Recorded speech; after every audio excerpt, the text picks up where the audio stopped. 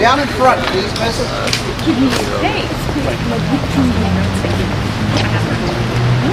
Excuse me, I'm sorry.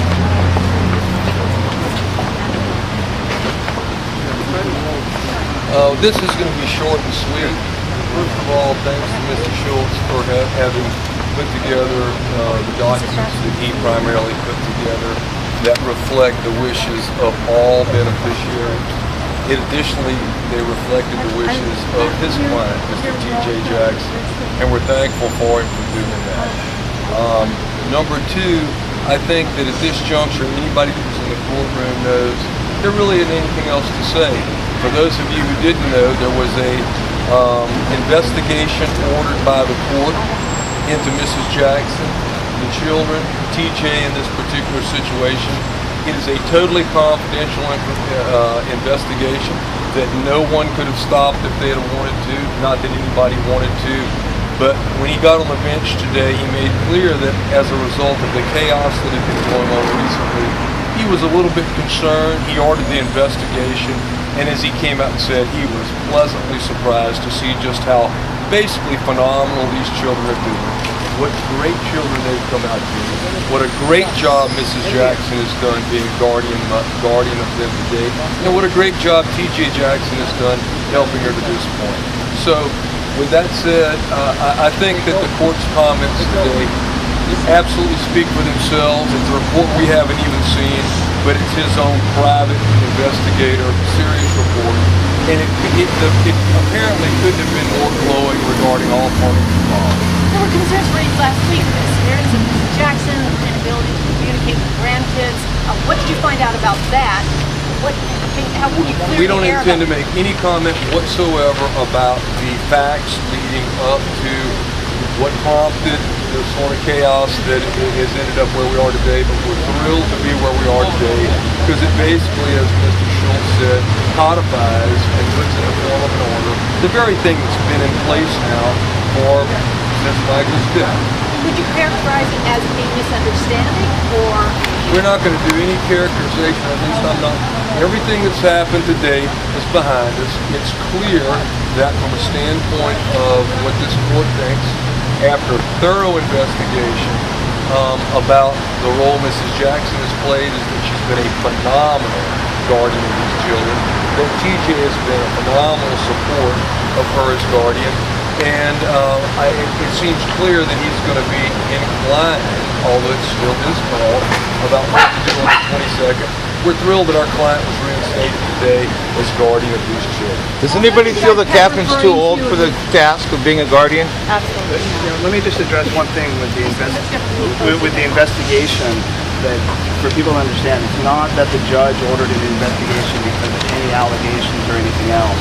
Under the probate code, any time guardianship is filed, the court is to order an investigation unless the court determines it's not necessary, which almost never happens. So this investigation was not the result of any actions or any statements or any complaints by anybody. This was a normal investigation in which the court investigator is ordered to go out, meet with anybody that the children are staying with, meet with the children, meet with the proposed guardian, and make sure that it's in the best interest of the children. So again, this investigation was not by the court to respond to any allegations or even the belief of the court that there were any problems. This was just a normal investigation. But would it have happened if there hadn't been all this chaos? If there wasn't any chaos last week, TJ probably wouldn't have had to apply to be appointed as a guardian.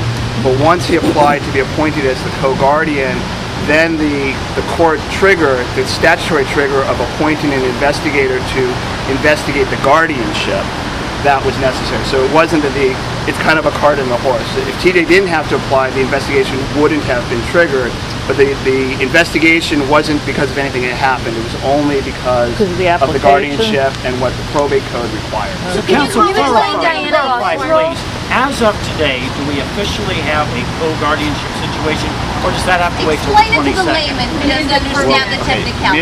Mrs. Jackson was reinstated. So Mrs. Jackson now, for all of time, is the guardian. The hearing on the 22nd does not affect Mrs. Jackson's ability to be the guardian. She will continue no matter what happens on the 22nd. TJ was appointed last week as a temporary guardian until the 22nd hearing. The court asked him to file his petition. When his grandmother came home, TJ and his grandmother had discussed what she would like and what she had decided after meeting with Prince, Paris, and Blanket was that they would like to formally recognize TJ as a co-guardian. Now, a petition is before the court. That does not compel the court to grant that petition. If the court does not grant the petition on the 22nd, Mrs. Jackson will continue as the sole guardian. If the court grants the petition on the 22nd, then TJ as a temporary co-guardian will then become a permanent co-guardian, and they will move forward. Can you comment on with him not granting it on the 22nd?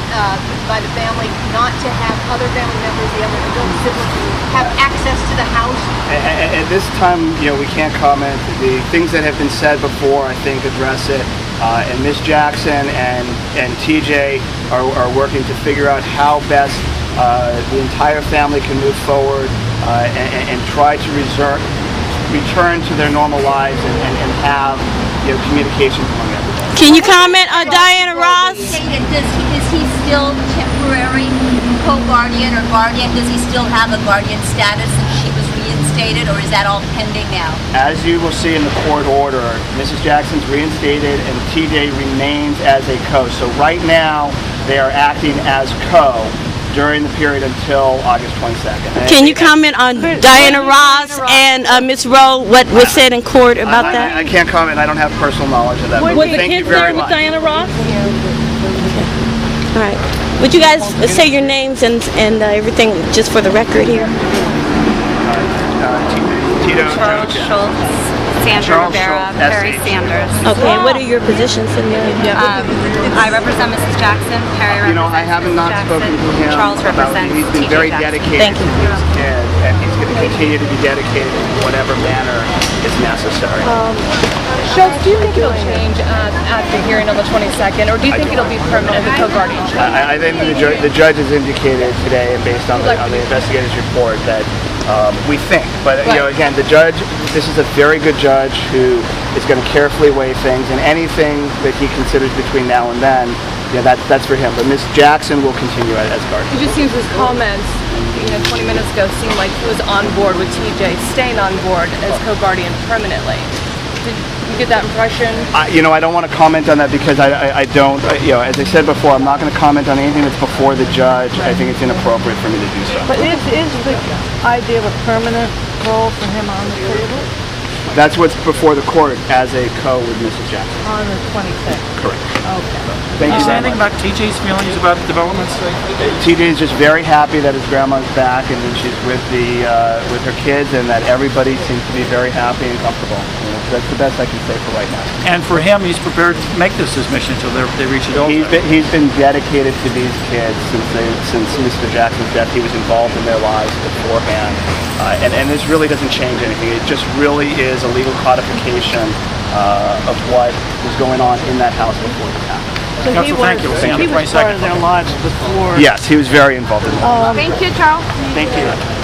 Thank you very much. I can't really comment about officers. Maybe you can send me an email. I don't know. I honestly don't know. On the pleadings, you have all my details. Appreciate it.